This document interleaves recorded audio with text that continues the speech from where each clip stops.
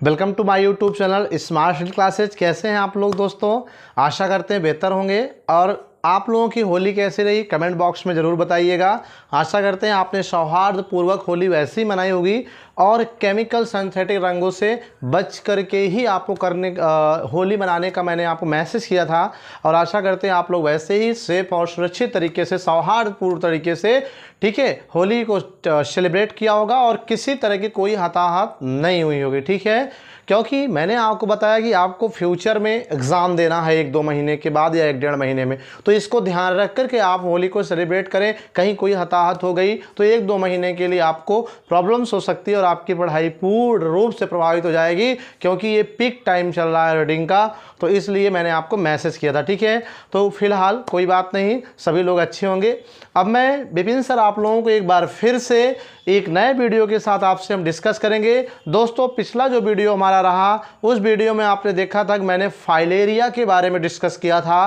Filaria क्या होता है और इसके लक्षण क्या होते हैं, इसके बचाव उपचार क्या होते हैं, ये सब बातें मैंने बताई थी। ये बोर्ड एग्जाम में आपके आता है और आशा करते हैं कि आज का जो क्वेश्चन आएगा ठीक है आपके सामने इस वीडियो में, वो भी आपके बोर्ड एग्जाम में आने वाला है। ठीक है, क्योंकि कई बार वो क्वेश्चन रिपीट हुआ है, तो इसलिए मैं आपको आज के क्वेश्चन के बारे में डिस्कस करने जा रहा हूं। ठीक है, तो थोड़ा सा मैं रिवाइज करा दूं कि आपने पिछले वीडियो में फाइलेरिया पढ़ा था।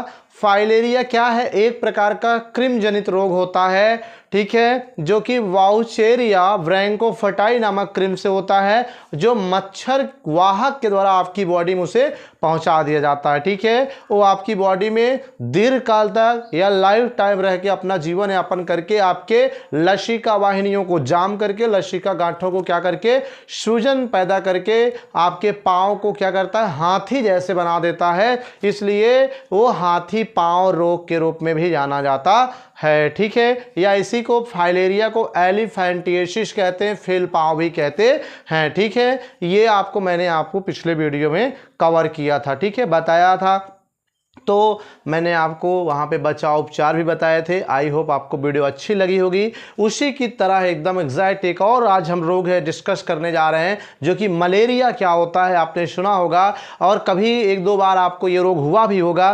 तो आज की इस वीडियो में हम मलेरिया के बारे में ही डिस्कस करने जा रहे हैं और आप आंसर उठा के देखो, मलेरिया के बारे में भी बहुत बार रिपीट हुआ है क्वेश्चन। ठीक है, तो रोग वाले चैप्टर से मलेरिया, फाइलेरिया या यौन संचारित रोग, एसटीडी रोग किसे कहते हैं, ये 3 क्वेश्चन टॉप पे रहेंगे जो कि बोर्ड एग्जाम में आपके पूछे जा सकते हैं। ठीक है, तो आइए देखते हैं मलेरिया क्या होता है। आज का हमारा वीडियो इसी पर पूरा सेंट्रलाइज रहेगा। ठीक है, कैसे रोकथाम करें, क्या लक्षण होता है, ठीक है, कैसे और किस प्रकार का होता है, कैसे ये रोग हमारे शरीर में फैल जाता है, कैसे बचाव करें, इन सब बातों का डिस्कशन करने जा रहे हैं। ठीक है, तो ये देखो क्वेश्चन आपका यहाँ पे लिखा है। दोस्तों, पहली चीज, ये वीडियो आप बायोलॉजी के स्टूडेंट्स के लिए प्रोवाइड की जाती है।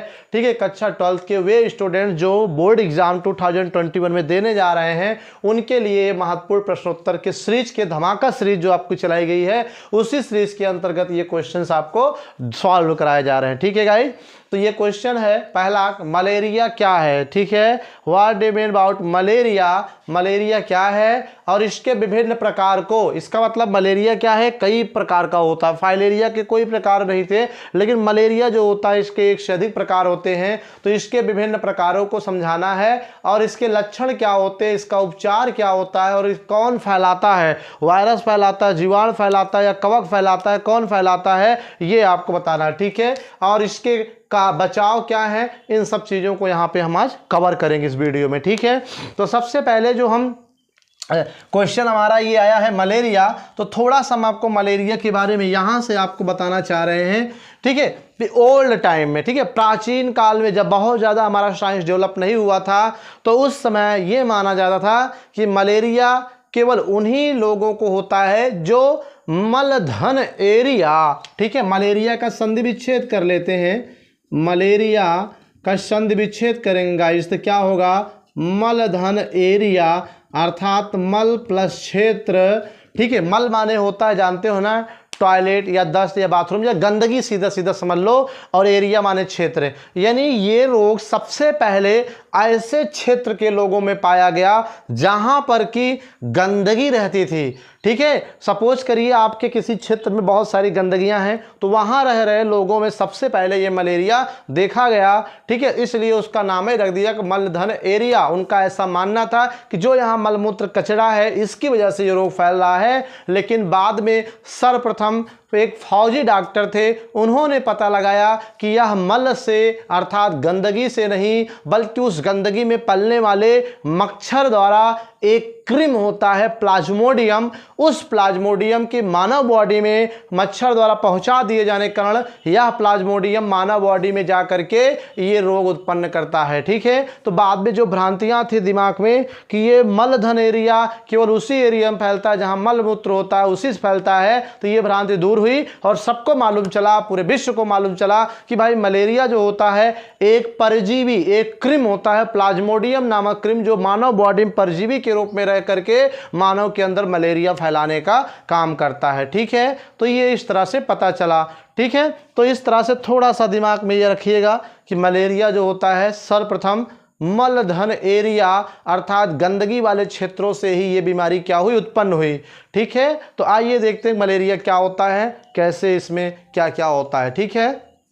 तो देखिए मलेरिया, आप क्वेश्चन आ गया, पहले आप इसको डिफाइन करिए मलेरिया क्या है। तो ये पहले आपने हेडिंग कर लिया बेटा यहाँ मलेरिया, तो ये क्या है, एक प्रकार का रोग है, ठीक है। It is a type of disease. सबसे पहली चीज, मलेरिया कोई भेड़ बकरी वायरस जीवाणु कीटाणु नहीं है, मलेरिया क्या है, एक प्रकार का रोग है, ठीक है। एक डिजीज है जो किसके द्वारा होता है, कीट द्वारा होता है। कीट का मतलब प्लाज्मोडियम वाइवेक्स या प्लाज्मोडियम मलेरी या प्लाज्मोडियम, ठीक है, कि और जो अन्य जातियां हैं उनके द्वारा होने वाला ये रोग है, कीट द्वारा होता है, ठीक है। ना तो वायरस से होता है, ना जीवाणु से होता है, ना कवक से होता है, ये सीधा सीधा एक कीट से होता है, ठीक है। और उस कीट का नाम क्या है, प्लाज्मोडियम होता है, ठीक है। अभी हम देखेंगे, तो पहले आपके दिमाग में ये चीज हो जाए कि फाइलेरिया जैसे एक रोग था वैसे मलेरिया भी एक प्रकार का रोग है। जैसे फाइलेरिया एक कीट द्वारा फैलने वाला रोग था वैसे मलेरिया भी एक कीट द्वारा फैलने वाला रोग होता है, ठीक है। तो ये देखिए कि यह एक कीट द्वारा होने वाला रोग है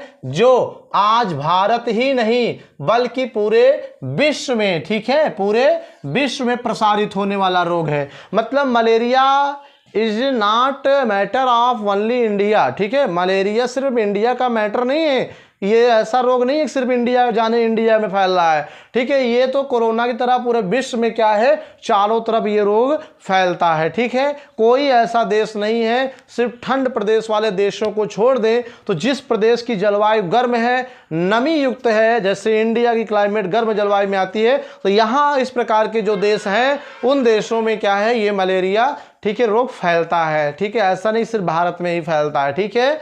तो वही चीज लिखे जो आज भारत ही नहीं बल्कि पूरे विश्व में क्या है, प्रसारित होने वाला रोग है, फैलने वाला रोग है, ठीक है कि नहीं, जो समय समय पर फैलता है। ऐसा नहीं है कि 12 महीने, ठीक है, जनवरी फरवरी मार्च अप्रैल मई जून, ऐसा नहीं है, ठीक है। हाँ, कुछ देश ऐसे हैं कि वहाँ पे 12 महीना भी होता है, अभी बताएंगे आपको आगे, लेकिन नॉर्मली ये समय समय पे फैलता है, ठीक है कि नहीं। तो वही चीज क्या समय फैलता है, किस समय, ये आपको हम बता रहे हैं, ठीक है। यहाँ गर्म देशों में, ये इंपॉर्टेंट चीज है, ये आप माइंड में याद रख लीजिए कि ये गर्म देशों में तथा नमी वाले स्थानों में जहाँ की जलवायु नम होती है, उस प्रकार के जलवायु वाले स्थानों पर यह मलेरिया अधिक फैलता है, ठीक है। क्यों फैलता भैया, ऐसा क्या कारण है, तो हम आगे आपको बता रहे हैं, ठीक है। यह भारत के कुछ प्रमुख भागों में, ठीक है, भारत में जैसे 28 राज्य हैं तो 28 भाग हो गया, तो कुछ प्रमुख भागों में वर्ष भर, ठीक है, वर्ष भर मतलब जनवरी फरवरी मार्च अप्रैल मई जून जुलाई, पूरा ईयर बार कर लो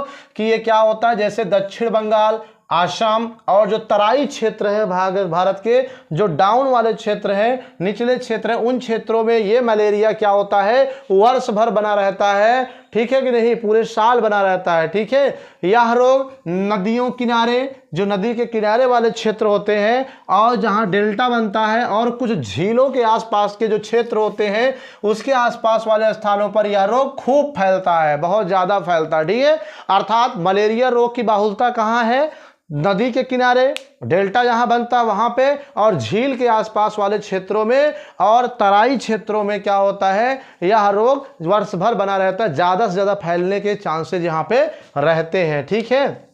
क्यों, क्योंकि ऐसे स्थानों पे बेटा पानी जमता है और जहाँ जल जमाव होगा वहाँ मच्छर पनपेंगे, और मच्छर पनपेंगे तो मच्छर वही वहाँ के रह रहे लोगों को क्या करेंगे, काटने का काम करेंगे, उनके खून चूसने का काम करेंगे, और उसी दौरान ये प्लाज्मोडियम को मानव की बॉडी में इंटर कर देंगे। और जहाँ ऊंचाई वाला क्षेत्र होता है वहाँ पे पानी जमने या पानी रुकने का कोई चांस नहीं है, वहाँ मच्छर अंडे नहीं दे पाएंगे, वहाँ मच्छर रहेंगे ही नहीं। ठीक है, तो ये मच्छर द्वारा जितने भी रोग हैं, चाहे वो बाउचेरिया हो, मलेरिया हो, डेंगू हो, ये सारे के सारे वहीं ज़्यादा फैलते हैं जो निचले वाले क्षेत्र होते हैं, क्योंकि वहाँ जल जमाव होता है। और उसी जल जमाव में क्या होता है कि ये अपने अंडे देते हैं और अपनी जनसंख्या को बढ़ाते हैं, और बहुत सारे मात्रा में मच्छर पैदा होते हैं, और वो वहाँ के रह रहे क्षेत्र के लोगों में काट रुधिर चूसने जब बैठते हैं तो उसमें प्लाज्मोडियम के कीट या पैरासाइट्स को आपकी बॉडी में डाल देते हैं। ठीक है, तो इसलिए ऐसे क्षेत्र में ये रोग ज़्यादा फैलता है। ठीक है, तो यही लिखा है कि यह रोग नदियों किनारे, डेल्टा व झीलों के आसपास वाले स्थानों पर खूब फैलता है,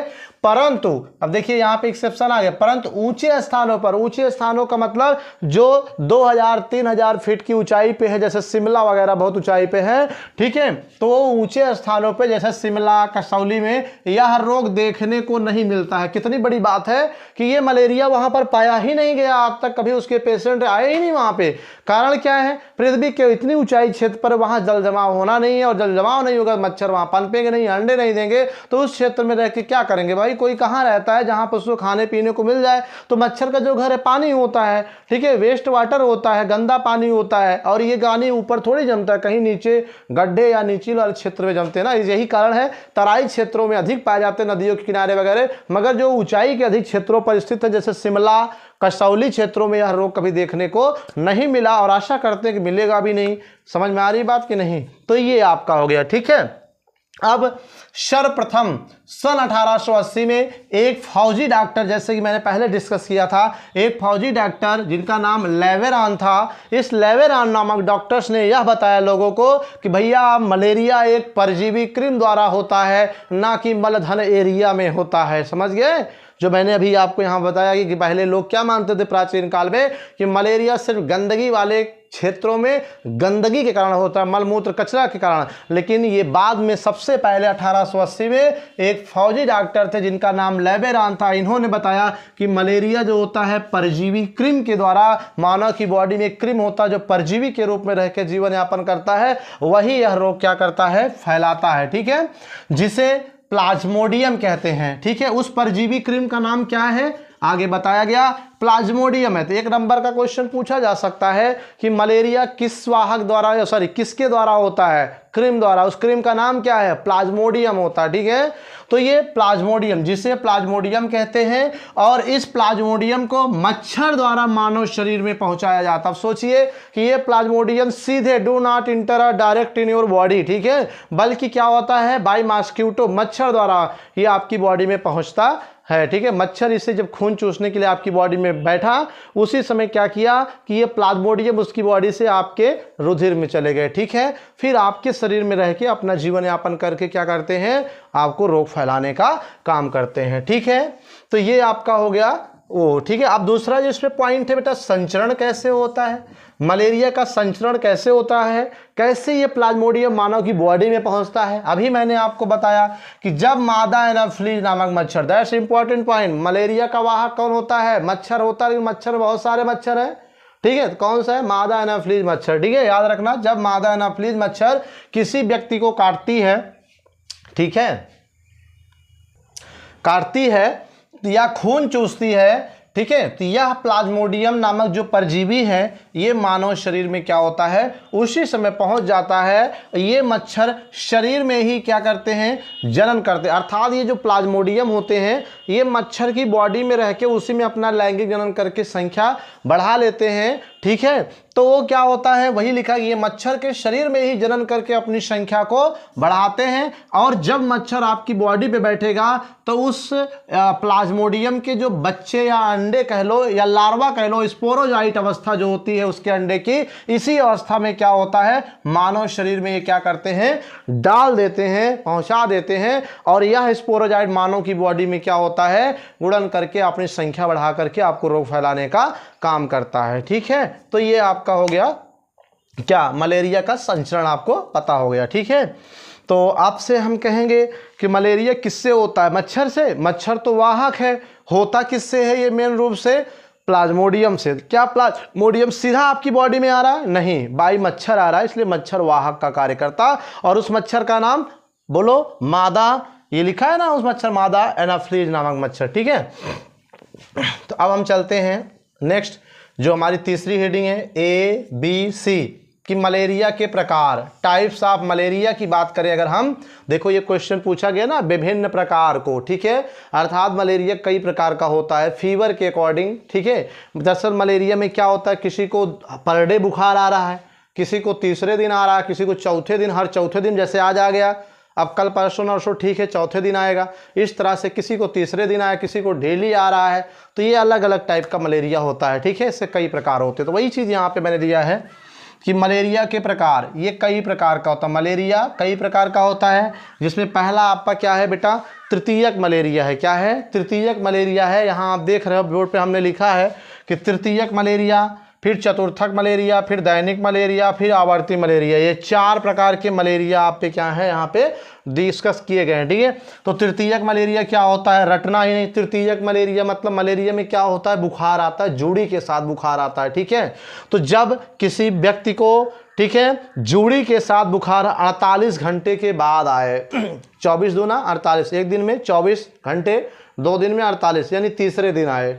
ठीक है, 2 दिन के बाद तीसरे दिन आए तो उसे क्या कहते हैं, तृतीयक मलेरिया। ठीक है, बहुत रटना नहीं। तृतीयक मलेरिया मतलब कि जब तीसरे दिन बुखार आता है जूड़ी के साथ तो तृतीयक मलेरिया होता है। ठीक है, तो वही लिखा है कि इसमें 48 घंटे के बाद, यानी तीसरा दिन तो हुआ, के बाद ज्वर आता है, ज्वर माने बुखार, और यह प्रायः Plasmodium vivax, Plasmodium vivax, Plasmodium oval और प्लाज्मोडियम फैल्सीपेरम द्वारा फैलता है। दरअसल प्लाज्मोडियम की बहुत सारी जातियां होती हैं, जैसे आप देख रहे हो धान में है, धान में बहुत सारी जातियां होती हैं, मंसूरी धान है, पंदस धान है, ये है वो है, सोनम धान है, बासमती, वैसे है तो धान ही ना, लेकिन कई अलग अलग वैरायटी हैं। वैसे है प्लाज्मोडियम, नहीं प्लाज्मोडियम में प्लाज्मोडियम फैल्सीपेरम ना, प्लाज्मोडियम वाइवेक्स, ये कई प्रकार के प्लाज्मोडियम की प्रजातियां होती हैं। तो जब Plasmodium vivax, Plasmodium oval, Plasmodium falciparum, इस प्रकार के प्रजाति आपकी बॉडी में जाते हैं तो इनके द्वारा जो 48 घंटे बाद, यानी हर तीसरे दिन क्या होगा, आपको बुखार आता है, जिसे तृतीयक मलेरिया कहते हैं। ठीक है, कौन सा मलेरिया कहते हैं, तृतीयक मलेरिया कहते हैं। ठीक है, अब चतुर्थक में आ जाइए, तो ऐसे इसको भी बना लो, चौथे दिन बुखार आता है, यानी 3 दिन बाद, 3 दिन मतलब 24 दूना 48 या 72, यानी 72 घंटे के बाद कहो, या तीसरे दिन के बाद, यानी जब चौथे दिन जूड़ी के साथ बुखार आए, हर चौथे दिन पर, जैसे आज आ गया, अब 3 दिन नहीं आएगा, फिर चौथे दिन जूड़ी बुखार आएगा, फिर उसके चौथे दिन बाद आएगा, इस तरह से अगर आ रहा 72 घंटे के बाद तो उसे हम चतुर्थक मलेरिया कहते हैं। ठीक है, तो ये आपका चतुर्थक है कि इसमें 72 घंटे के बाद बुखार आता है और यह प्रायः प्लाज्मोडियम मलेरी द्वारा फैलता है। ठीक है, ये प्लाज्मोडियम मलेरी, यही मेन टाइप का क्या है, मलेरिया का प्लाज्मोडियम प्रजाति होता है। ठीक है, प्लाज्मोडियम मलेरी द्वारा आपको ये रोग फैलता है। और दैनिक मलेरिया तो समझ गए हो, दैनिक मलेरिया मतलब, दैनिक मतलब डेली का काम, तो इसमें क्या है, बुखार ना 72 घंटे ना 48 घंटे, बल्कि हर 24 घंटे के अंदर आता रहता, डेली आता रहता। ठीक है, तो वही लिखा दैनिक मलेरिया में कि इसमें जो ज्वर है, बुखार है, ये प्रतिदिन आता है। That's important point Dainik malaria का। ठीक है, कि इसमें क्या होता है, बुखार प्रतिदिन आता है, और यह तब होता है जब कई, अर्थात 1 से अधिक प्लाज्मोडियम की जातियां क्या होती हैं, आपकी बॉडी में संक्रमण कर जाती हैं। ठीक है, जब प्लाज्मोडियम की, प्लाज्मोडियम वाइवेक्स भी, प्लाज्मोडियम मलेरी भी, प्लाज्मोडियम फैल्सीपेरम, कई सारी जातियां आपकी बॉडी में प्लाज्मोडियम की आ जाती हैं, तब जाकर के आपको डेली का डेली बुखार आने लगता है। इसे दैनिक मलेरिया कहते हैं और ये खतरनाक भी होता है। ठीक है, इसका उचित उपचार होना चाहिए। फिर आवर्ती मलेरिया क्या है, आवर्ती का मतलब होता है, आवर्ती मतलब जो एक निश्चित समय बाद आए। ठीक है, जैसे आज आपको मलेरिया हुआ, आपने दवा लिया, 2 4 10 20 दिन ठीक हो गया, फिर उसके बाद आपको हो गया जोड़ी बुखार के साथ मलेरिया, फिर उसके बाद कुछ दिन बाद ठीक हुआ, फिर हो गया। तो इस तरह से आवर्ती जो एक निश्चित टाइम के बाद आए तो उसे आवर्ती मलेरिया कहते हैं, और बार बार आए तो आवर्ती मलेरिया मतलब कि जब प्लाज्मोडियम वाइवेक्स, प्लाज्मोडियम ओवेल और प्लाज्मोडियम मैलेरी, ठीक है, में बाह्य रुधिराण चक्रों का निरंतर चक्र चलते रहने से एक बार रोग ठीक हो जाता है, उसके बाद फिर जब चाहे दोबारा हो जाता है, तो उसे हम क्या कहते हैं, बोलो, आवर्ती मलेरिया कहते हैं। इसमें यही इतना याद रखना है कि इस मलेरिया में एक बार रोग ठीक हो जाता है, लेकिन उसके बाद भी फिर से कभी भी अटैक हो सकता है मलेरिया का, क्योंकि इसका बाह्य रुधिराण में क्या होता है कि इस प्लाज्मोडियम का जो चक्र है वो चलता रहता है, पूर्ण रूप से खत्म नहीं होता है। ठीक है, तो ये कौन सा हो गया भैया, तो ये आपका हो गया आवर्ती मलेरिया। तो इस तरह से आपको 4 प्रकार के मलेरिया बताए गए, तृतीयक मलेरिया, चतुर्थक मलेरिया, दैनिक मलेरिया, आवर्ती malaria.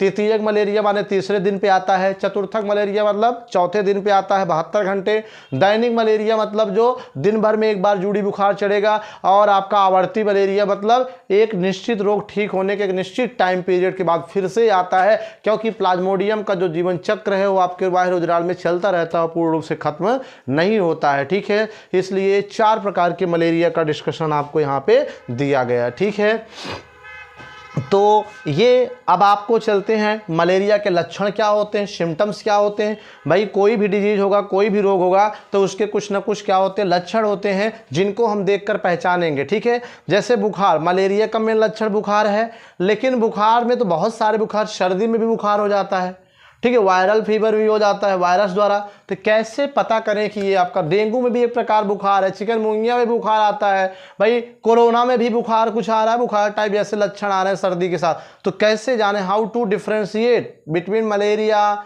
Dengue and other type of fever. ठीक है, तो ये कुछ लक्षण हैं जिनको हम बताने जा रहे हैं, और उसको आप नोट कर लीजिए, और कभी आपके साथ या आपके घर में किसी को तो 101% समझ लीजिए मलेरिया है, चेक कराने की जरूरत ही नहीं है, कन्फर्म आपको क्या है, मलेरिया है। ठीक है, देखिएगा मलेरिया के लक्षण में पहला है सिर दर्द होता है। इसमें क्या होता है, सिर दर्द होता रहता है, और जी मिचलाता है। जी मिचलाने का मतलब कुछ उल्टी, जैसे आप 4 व्हीलर यात्रा करते हो, बहुत सारे हमारे भाई बहन हैं जो गाड़ी में 4 व्हीलर में बैठ के लंबी यात्रा जाए तो उनको उल्टी या चक्कर आने जैसे लगता है।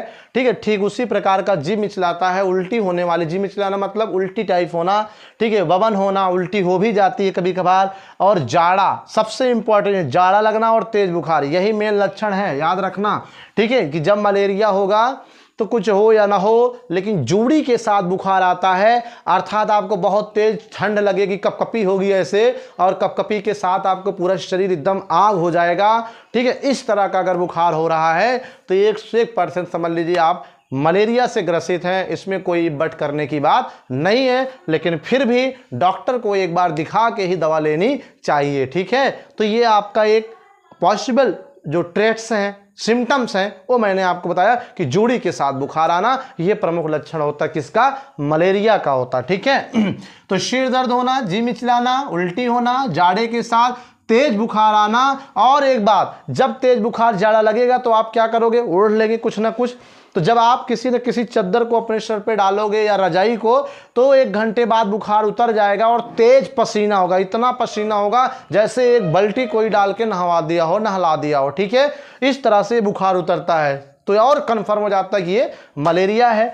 तो वही चीज़ है, तेज बुखार आता है और 1 घंटे बाद, ठीक है, क्या होता है, 1 घंटे तक बुखार रहेगा, उसके बाद बुखार उतरने के बाद तेज पसीने आने लगते हैं। ठीक है, और फिर क्या होता है, अगर ऐसे आपको 2-3 बार हो गया तो पूरे शरीर में समझ लीजिए कमजोरी आ जाती है, क्योंकि पसीने के साथ जो पेशियों के आयंस होते हैं, सोडियम आयन, कैल्शियम आयन, जो पेशियों को एक्टिव बनाए रखते हैं, वो पसीने के साथ बाहर निकल जाते हैं, जिससे पेशियां कमजोर हो जाती हैं और आपको ऐसे कमजोरी फीलिंग्स महसूस होने लगती है। ठीक है, तो ये आपका हो गया क्या, मलेरिया के लक्षण। अब उपचार क्या होता है, ट्रीटमेंट ऑफ मलेरिया।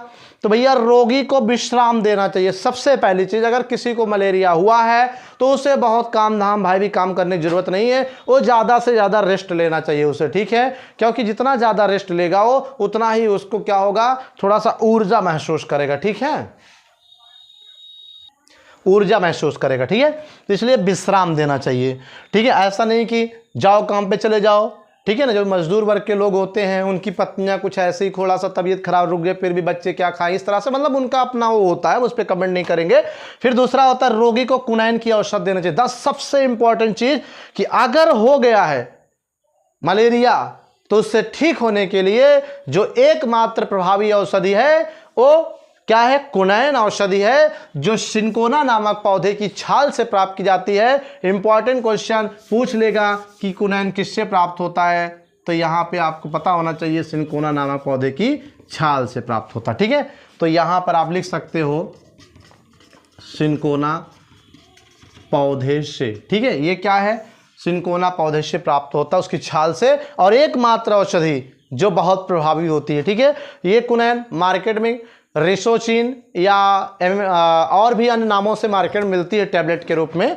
ठीक है, किसी भी रूप में ले सकते हो। तो कुनैन औषध सबसे ज़्यादा मलेरिया में प्रभावित है, जो सिनकोना नामक पौधे की छाल से प्राप्त की जाती है। और रोगी को अच्छा खान पान देना चाहिए। जो रोगी हो भाई उसे अच्छा बेहतर खान पान दीजिए, क्योंकि बुखार की वजह से उसकी बॉडी क्या हो गई है? कमज़ोर पड़ गई है, स्टेमिना कम हो गया, पेशियां कम हो गई हैं, इसलिए उसको खान पान अच्छा देना चाहिए। ठीक है, अब बचाव क्या है? ठीक है, उपचार बचाव में क्या अंतर? उपचार मतलब होने के बाद, रोग होने के बाद जो ट्रीटमेंट दो। बचाव मतलब रोग होने के पहले। तो हमको मलेरिया ना हो इसके लिए क्या बचाव करना चाहिए? तो सिंपल सी बात, आपने देखा भाई कि मलेरिया किससे हो रहा है? मच्छर आपकी बॉडी में से इंजेक्ट कर रहा है प्लाज्मोडियम को, तो मच्छर से बच जाइए, मच्छरों के संपर्क मत आइए, सबसे अच्छा उपाय। मलेरिया होगा ही नहीं। और अपने आसपास जो जल जम रहा है, जल जमने मत दीजिए, गंदगी मत होने दीजिए। साथ में जल जमा है उससे थोड़ा सा कट कर दीजिए, निकल जाए, वो दूर चला जाए, बस्ती से दूर चला जाए, ताकि मच्छर ना पनप पाए। यही सब उपचार होता है। तो वही लिखा है बचाव में क्या है कि मच्छरों का नाश करना चाहिए, मच्छर को मारना चाहिए। जैसे नगर निगम में, शहरों में गवर्नमेंट्स क्या करती है? फॉगिंग कराती है, एक मशीन आती है, उसमें केमिकल्स डालकर धुआं ऐसे करते हैं, तो उस धुएं के प्रभाव से मच्छर मर जाते हैं या दूर भाग चले जाते हैं। ठीक है, ये करना चाहिए। ठीक है, और गाँव में लोग क्या करते हैं? हम लोग शाम होता है तो नीम की पत्ती वगैरह ऐसे सुलगा देते हैं, भैंस भैंस के आसपास जो मच्छर होता है वो भी नहीं जाता, और आप जो रह रहे हो जहाँ पे, वहाँ से मच्छर क्या होते हैं? भाग जाते हैं। ठीक है, दूसरा क्या है? मच्छर के लिए आसपास पानी जमा नहीं होने देना चाहिए। आपने केजरीवाल का वो एडवर्टाइज देखा होगा, जब दिल्ली में डेंगू फैलता है कि 10 हफ्ते 10 दिन 10 मिनट। ठीक है, मतलब प्रत्येक संडे को 10 मिनट आप निकालिए, और जो घर के ऊपर टायर्स वगैरह रखे हैं, कूड़े करकट, बारिश का पानी जमा होता है या कूलर में जमा होता है, उसको आप जमा मत होने दीजिए, पर डे चेंज करिए या हटाते जाइए, ताकि मच्छर उसमें अंडे ना दे पाए, नहीं वही अंडे देंगे, वहीं रह के आपको रोग फैलाएंगे। ठीक है, तो पानी को नहीं जमा होने देना चाहिए, और मच्छरदानी का प्रयोग करना चाहिए, सबसे इंपॉर्टेंट बात। ठीक है, आजकल तो मार्केट में और भी आ गए कुछ लिक्विड्स ऐसे लगा के सोइए, मच्छर आपको, ठीक है, नहीं कि उसको मच्छर प्रतिघर्षी क्रीम कहते हैं। उसके अलावा जमा जल में, अगर आसपास कहीं गड्ढा है, तालाब है, पानी नहीं बहने का है, तो उसमें कीटनाशक जैसे डीडीटी वगैरह डालना चाहिए, या मिट्टी का तेल डाल देना चाहिए। इससे क्या होता है कि जो मच्छर के लार्वा अंडे हैं वो डेवलप नहीं हो पाते, नष्ट हो जाते हैं। ठीक है, और इस तरह से मच्छर, नए मच्छर तैयार नहीं हो पाते हैं गाइस। तो ये आज के इस वीडियो में हमने मलेरिया को डिस्कस किया कि क्या लक्षण होते हैं, किससे फैलता है, ठीक है, कहाँ कहाँ किस एरिया में फैलता है, कहाँ वर्ष भर रहता है, क्या कितने प्रकार का होता है, बचाव और उपचार कैसे करें, कौन सी दवा प्रभावी है, इस पर हमने डिस्कशन किया। दोस्तों अगर वीडियो अच्छी लगी हो तो लाइक कमेंट जरूर करिएगा। तो मैं विपिन सर आप लोगों से इस वीडियो के साथ विदा लेता हूँ। मिलते हैं कल नेक्स्ट वीडियो में, तब तक के लिए थैंक यू।